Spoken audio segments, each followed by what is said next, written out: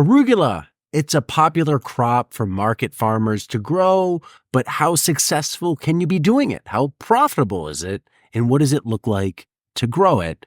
We're dissecting arugula today for Finance Friday on Modern Grower.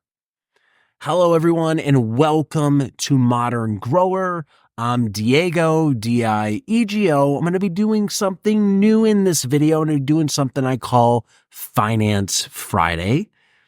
I'm going to try and make these videos most Fridays where we do a deep dive into some finance aspect of farming. Why finance? That's really my background. I came out of the finance world before I started doing all this podcasting and stuff.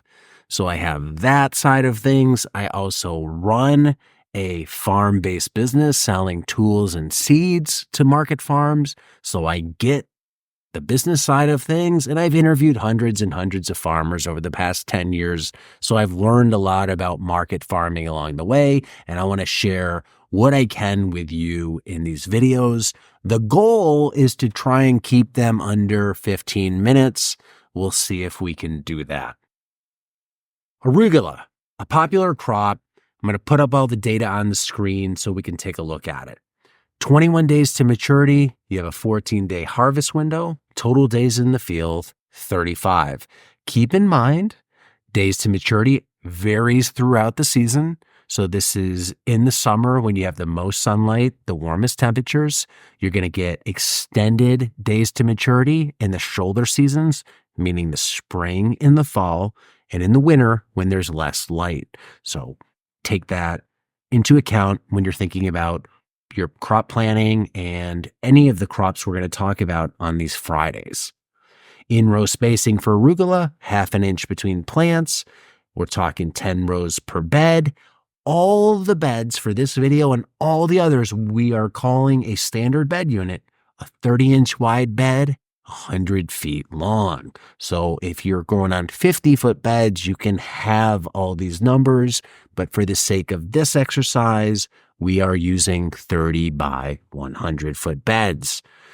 Seeds per bed listed there, and your expected yield is 45 pounds per bed. This is probably the one bit that can be very flexible. Here's what I mean by that. If you are an experienced grower, if you have your soil really dialed in, this number could go up. If you're a new grower, growing on poorer soil, this number can go down. If you're a new grower looking to start a farm and you're trying to do some economic planning, maybe cut this yield in half. Instead of getting 45 pounds per bed, maybe you only get 22.5 and see how those economics look. That gives you a factor of safety. There's a lot that can go wrong potentially when you grow. You could have bad germination, you could have pest issues, you could have disease issues. The weather can affect things, but we're shooting for 45 pounds total, and we're going to try and sell it for $10 per pound, which gives us a revenue of $450 per bed. That is revenue, not profit. And $10 per pound, I think, is a pretty fair price to use for most salad greens. Anything that could go in a salad mix, if you're $10 a pound, pretty safe number to use around the US. If you think it's too rich for your market, take it down to $7.50. If you think you can get a little more, you can go up to $12.50. So you can play around in spreadsheets with all these numbers and see where your scenario lies. For the new farmer, again, maybe be cautious here. You dial your yield back, you dial what you can sell it for back, and see if those numbers work for you. Profit margin, it's going to be around 50% if we're selling for $450, because you're going to have about $225 in cost into the bed. About 75% of that's going to be labor. That's seeding, bed prep, cultivation, harvesting, wash pack. Your hard costs are things like amendments, the seed itself. That's probably only 25%. So this is a rough ballpark to get you going, to start running some numbers. Obviously, when you do this on your own farm, you want to time yourself doing these tasks repetitively so you can get a nice average of how long it takes, and then you can calculate your actual costs. But I think about a 50% profit margin at $450 is a good starting point, or $225 in costs to grow this crop. And this also, for this exercise and all others, I think it's important to say this assumes you sell everything you grow. It's one thing to grow $450 worth of a crop, but if you only sell half of it, it's not worth growing at all. So we're assuming you sell everything you grow to get to that 450 number there. I'm also going to include the crop value rating on all of these. Have a detailed series on that coming up, or it will have come up depending on when this video airs. Crop value rating system, we get 1 point for 5 different categories. Arugula scores a 5 out of 5, getting 1 point for each of the categories. Arugula is rarely transplanted, either by hand or using the Paperpot transplanter. It is usually direct seeded. There's a variety of seeders out there on the market, a pinpoint seeder, a 5-row seeder, there's the earthway seeder, and then there's the Jang family of seeders. If you're looking for the industry standard, the most reliable, the most versatile, the most flexible seeder out there, look at the Jang series of seeders. They're made in Korea. They're sold by numerous retailers in the US. My company, Modern Grower, sells them. We've sold them for 7 years now, sold thousands of them. Growers love them. They're built to last. You should never have problems with them breaking or wearing down or anything like that. Very reliable seeder. It will cost more, but you're paying for versatility, you're paying for accuracy, you're paying for performance in all sorts of bed conditions, meaning your soil's wet or a little heavier. The seeder's still going to work. Some of these other seeders do struggle when bed conditions aren't optimum. So your Jang information is there, the rollers, and we're going to go for 10 rows per bed, direct seeded. If you're using the earthway seeder, I can't help you find a message board where you can look up that information. Bed prep, standard. I think for a lot of crops, I'm listing it here so you have some idea. This is more a finance video than a production video, so I don't want to go too deep into this. If you're a broad forker, you would do that. You're going to always shape the bed and remove debris. In general, most crops, whether you're direct seeding or transplanting, you want a smooth bed top with big chunks of debris removed. And that is usually how equipment works better. So if you're pulling a transplanter through it or pushing a seeder through it, you want to at least go over it with a rake, get the debris from the previous crop off the surface. If there's big hunks of roots balls still in there, it may foil up things. So in general, we want a clean bed top. Arugula is not something that requires heavy fertilization. So if the previous crop was fertilized and you have a good sense of your fertility in your beds, you may not need to fertilize again. If you do, you could add a layer of compost or hit it with some AP fertilizer. A lot of farmers will flame weed. They'll stale seed bed, meaning we'll water the bed with no crop in it. We'll let any weed seeds germinate in the bed, and then we hit it with a flame weeder, like the Pyro weeder that Farmer's Friend sells. That's a good one. They're a great company. Check them out. And that takes care of the weed pressure. You wouldn't do this if you are going back to back. We've talked about optimizing production on a small land base. Many times it is crop comes out, the next crop goes right in. So you harvest one crop, and there's all sort of strategies for dealing with that residue that's left there. You can deal with that however you want, mow it down, rake it up, till it in, whatever it is. And then you're going to immediately go back in and plant your arugula into it. When it comes to seeding this crop with the Jang, there's 2 options that most people use. The JP1 is a single row seeder. So the 1 in JP1 means it seeds 1 row at a time. There's also a JP5, which seeds 5 rows at once. The advantage of a 5-row seeder is less time walking up and down the bed, and also nice equally spaced beds. You can seed a 30-inch wide bed in 2 passes. 5 rows down, 5 rows back, 10 rows across. You are all done. If you're starting out, you probably want to roll with the JP1 though. It's just cheaper. It's going to cost you around $550 to $650, depending on which one you get, meaning how many rollers are included with it. We sell nice, easy to use kits at shop.moderngrower.co that has the most common rollers for the most common market farming crops. But most people do get started with a JP1. It's a great seeder, whether you're on a homestead or a market farm. If you buy it now as a market farmer, even if you get a JP5 down the line, you'll probably always keep the JP1 around and use it for something on the farm. It is definitely a buy it once, use it for life tool.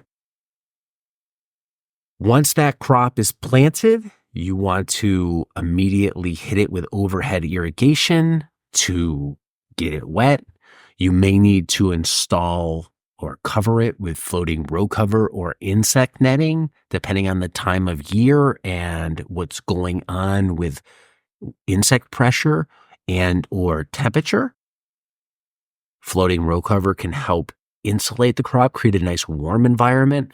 Putting a insect netting over it helps protect the crop from various pests that could attack it. We sell frost cover and insect netting on our site, shop.moderngrower.co. You can check that out if you need it. You may be able to grow this in your area without any cover, and that's the ideal situation. The least you can do, the better. One also quick note here when we talk direct seeding versus transplanting. If you are a farmer, it is always better to direct seed if you can for that crop because it's cheaper and it's easier. Maybe not always better, but it's maybe preferable to do that in most cases because of the cost advantage and the time advantage. I can put seed in a seeder, roll it out, and I'm done. When I transplant, I have to think 30 days in advance, plant those seedlings, care for them over 30 days, and then make sure that they get into the ground. Whether you transplant or direct seed, we'll water it in, and we're on our way. One thing you want to make sure of if you are a new farmer is you don't want weeds to take over your farm and therefore your life. So you want to try and build in a cultivation schedule. Here's a nice, simple one. You plant the crop 10 days after seeding. We're going to go in and cultivate that bed. Cultivation is just another word for weeding. We'll weed the bed using either a flex tine weeder, linear hoe. We'll try and get weeds when they're small at that little thread stage and get them out of the bed. You don't want weeds to grow big, get a firm rooting in the soil because they will come in and take over. They're like that loser friend from college that moves in and never wants to move out. So be very, very cautious of letting weeds get out of control. I know it seems like one of those things that's maybe not important, but it definitely is, especially on a crop like a greens crop, because unlike carrots, where you can pull the carrots around the weeds, greens, you can't do that. If your greens are sticking up, your weeds are up at the same height, they're in that same canopy level, you go to harvest it, going to be a pain in the butt to try and sort the arugula and the weeds out from each other. So just keep the weeds out to begin with until eventually the arugula covers up the bed, shading out the weeds. At that point, you should be good to go and only have to do spot weeding as needed. But this little weeding scheme here that we have keeps things simple. 10 days after seeding, hit it 5 days later, and then spot weed from that point on. You want to consistently water greens. Greens are one of those crops that it's going to do good with water. They're not drought tolerant, We are farming now. This isn't some permaculture thing where it's like, let's grow with the least amount of water possible. You want to do frequent, shallow waterings that tends to keep the crops robust and minimizes the bitterness, minimizes bolting. So you can do that. When it comes time to harvest, we are going to use the quick cut greens harvester available from Farmer's Friend. Again, a great company to harvest this. This makes harvesting really easy. That tool, haven't checked the price in a while, probably around $600. I would say it's a must have for new farmers because you're not harvesting by hand. That being said, I have talked to farmers who say they enjoy harvesting by hand versus the quick cut because it forces them to look at the crop and really see how it's going. And they can also do some quality control when you harvest by hand, where if you're using the quick cut, kind of like a mower, you're not necessarily paying attention to every leaf. You're just buzzing your way down the field. You're harvesting when the plant is relatively small. We're not letting this grow huge. We're typically in market farming selling more baby-sized crops that are more on the small side when it comes to root veg and greens, not huge things. So we want a smaller leaf. We're looking for that 3 to 5 inch size. Post-harvest, you want to make sure you're sharpening your greens harvester, get a nice clean cut. That not only makes harvesting easier, but it helps preserve the shelf life of the greens themselves. And then a lot of people will rake the bed after that cutting. If you do multiple cuts, this is important because it gets that debris off the field and keeps it from rotting. And if you're one and done, you can really decide what you want to do with that debris. Do you leave it there? Do you till it in? Do you just plant around it? That's up to your context and your management style that you want to do. Remember, though, every action costs you time and thereby money. So if you're going to do a task, make sure you know the defined benefit of that task so you know that this investment of 20 minutes, 30 minutes is worth the time that you're putting into it. Post-harvest, you will wash your greens unless you're in a market that you know for sure is okay with you not washing them. Some markets will be okay with that. And I mean your customer base, not your farmer's market. You just would tell them it's not washed. Why wouldn't you wash it? If the crop's really clean, not a lot of bugs, not a lot of dirt on it, and it looks good visually, then why clean it? It's another step. It's a lot of time. And if your customers don't demand it, don't do it. That being said, many customers will demand it, so you're going to have to wash it. Most people run greens through a salad bubbler, either homemade or something they buy commercially. Bubble it for about 4 minutes. You might run Sanidate, which is a sanitizer, through there, and then you get those greens out there. Dry them as much as possible. You don't want water on the leaves when you go to bag them. Water in the bag leads to rot.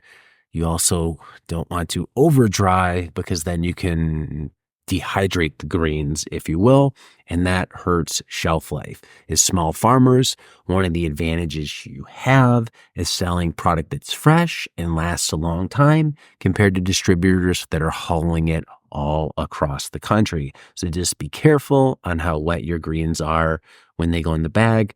Store them in the walk-in cooler, and you're going to sell these in common unit sizes, 1/2 pound to 1 pound. You can also mix this into salad mixes. When we talk all of these green crops, you might be able to sell it on its own. Arugula is one. Chefs and consumers might want to just buy a bag of arugula, but one of the next crops I'll do is red Russian kale. People might not want to buy just a bag of red Russian kale. So red Russian kale might be a component of a salad mix.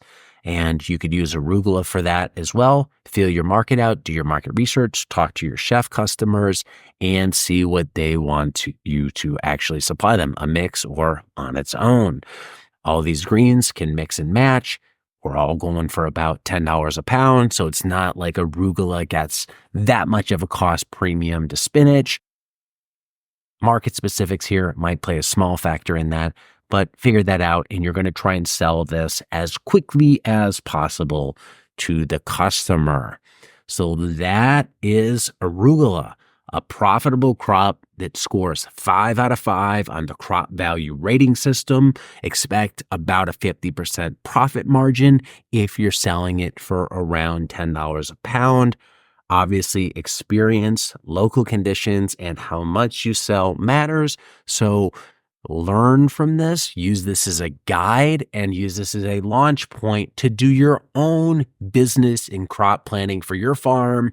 And then you can plug in your numbers from your actual market and your actual time and costs on the farm to get refined numbers that you can use for your own future planning. This is the step, though, to get you going and get you started.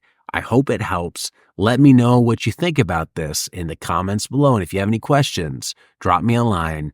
Thank you for watching. It's Finance Friday. And until next time, be nice, be thankful, and do the work.